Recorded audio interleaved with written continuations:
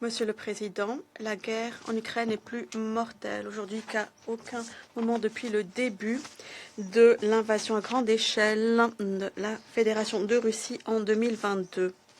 Chaque année consécutive, nous avions enregistré plus de civils tués que la précédente.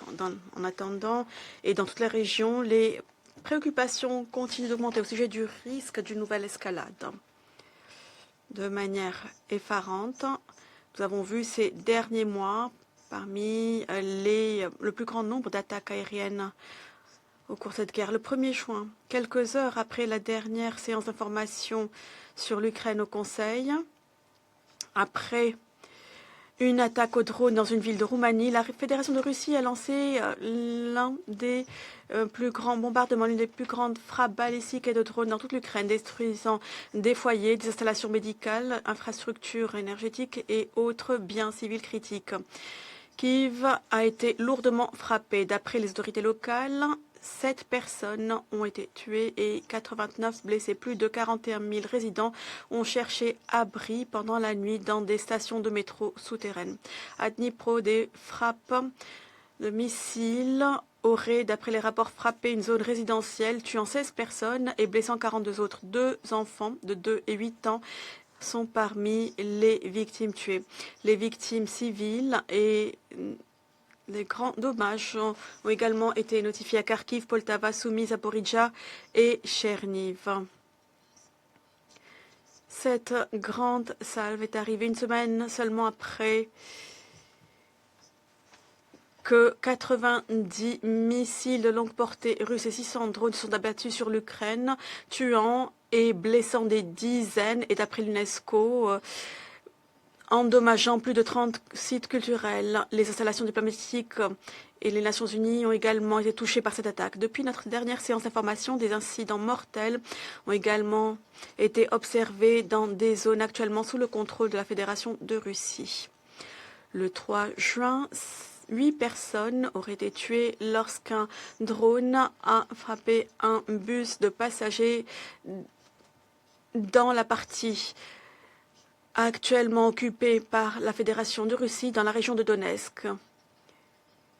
Et cela a été notifié par les autorités d'occupation russe. Le 4 juin, dans la Crimée occupée, 3 personnes auraient été tuées par une frappe au drone. Dans un incident séparé, une personne aurait été tuée lorsqu'un drone a frappé un train de passagers se dirigeant vers Kerch, d'après les autorités d'occupation russe. Dans l'intervalle et à l'intérieur de la Fédération de Russie, un drone ukrainien attaqué et endommagé, a causé des dégâts à Saint-Pétersbourg le 3 juin. Saint-Pétersbourg aurait été de nouveau frappé le 6 juin. Nous continuons de voir des rapports faisant état de frappes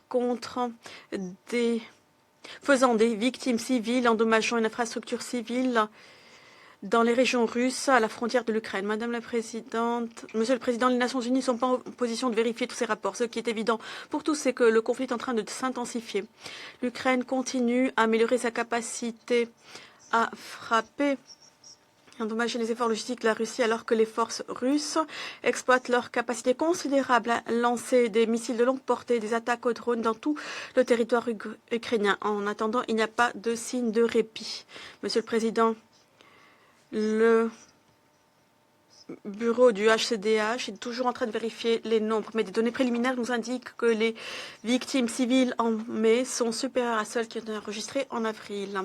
Depuis le début de l'invasion à grande échelle par la Fédération de Russie, le HCDH a vérifié que 15 850 civils, y compris 791 enfants, ont été tués en Ukraine. En outre, 44 809, parmi lesquels 2 752 enfants, ont été blessés. Les chiffres véritables sont probablement bien supérieurs à cela. Les Nations Unies condamnent fermement toute attaque contre les civils et infrastructures civiles où qu'elles se déroulent. De telles attaques sont interdites au titre du droit international humanitaire et doivent cesser immédiatement. Monsieur le Président, les Nations Unies ont insisté de manière répétée sur l'impératif qu'il y a à sauvegarder les installations nucléaires ukrainiennes. Alors que le conflit s'intensifie, les risques restent importants. Le 4 juin, L'AIEA est informée du fait que la centrale thermique de Zaporijia, qui alimente en électricité la centrale nucléaire de Zaporijia, a subi une lourde attaque. Cet incident a suscité de grandes préoccupations concernant la seule ligne d'alimentation qui reste dans la centrale, qui a été déconnectée plusieurs fois ces dernières semaines. Pour l'instant, la ligne d'alimentation est toujours connectée mais reste vulnérable. Le 5 juin, un 6e cessez-le-feu local est entré en vigueur près de l'installation pour permettre l'accès nécessaire à l'entretien et aux réparations sur le site. L'AIEA redouble d'efforts afin de sauvegarder les opérations sûres et sécurisées de la centrale. Toutes les activités militaires dans le voisinage de la centrale doivent cesser immédiatement. Et comme nous l'avons fait remarquer auparavant, toute perte d'électricité prolongée pourrait augmenter considérablement le risque d'un accident nucléaire. Monsieur le Président, nous félicitons de l'échange de prisonniers de guerre récent entre l'Ukraine et la Fédération de Russie le 5 juin. 185 prisonniers de chaque côté, y compris des civils ukrainiens. Nous félicitons les Émirats arabes unis pour tous leurs efforts, leur facilitation de cet échange et encourageons à poursuivre ces mesures.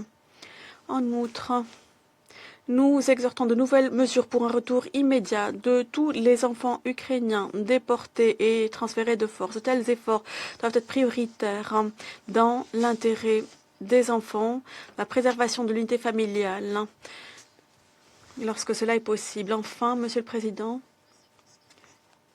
le secrétaire général s'est adressé à ce Conseil le 28 mai. Il a alors averti au sujet d'une nouvelle phase dangereuse dans cette guerre et il a lancé un appel urgent pour une désescalade immédiate.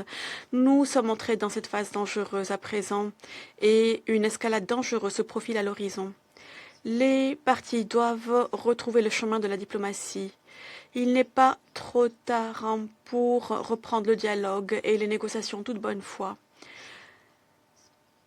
La sécurité et la stabilité de l'Europe à long terme dépendent d'efforts diplomatiques inclusifs, concertés pour mettre fin à cette guerre. Et c'est une priorité. C'est pourquoi je réitère l'appel du secrétaire général pour un cessez-le-feu immédiat, complet et inconditionnel. Un cessez-le-feu qui sauverait des vies, qui soulagerait la souffrance et qui créerait l'espace nécessaire pour des efforts diplomatiques, pour une paix complète, juste et pérenne.